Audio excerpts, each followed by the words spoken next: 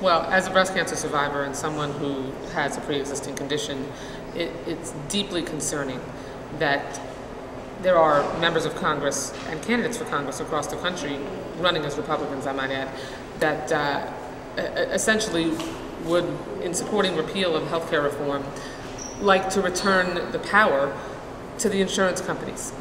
What we did with healthcare reform is we put healthcare decision-making where it belongs, with patients and their doctors.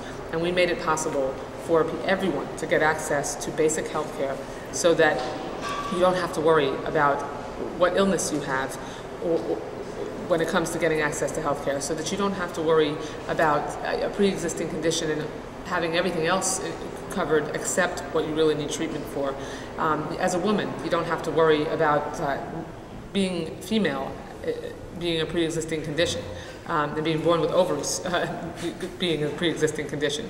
Now, again, there's a very stark choice. In November, voters can vote for candidates, wonderful candidates for Congress like Dan Seals, who want to move the country in a new direction, who want to make sure that we don't have corporations in the driver's seat, but that we have people in the driver's seat when it comes to healthcare decision making. Or they can vote for Republican candidates who want to go back to the bad old days of special interests running the healthcare system and costs spiraling out of control, and essentially people being priced out of the ability to be able to take care of their families. Well, there's a couple of points to make. Number one, the past or previous healthcare system was untenable, unsustainable, unacceptable.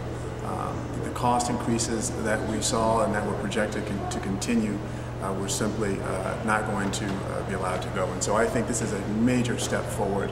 I understand that there are some things that we need to improve about it, to actually tweak it, and that's fine. This is a great first step.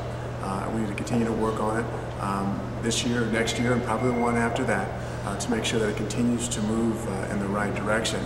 But I wholly reject the idea that it would have been better to go back to the system that we had that left so many millions of people uncovered, where we had costs that were skyrocketing, where small businesses were left out in the cold. That makes no sense to me.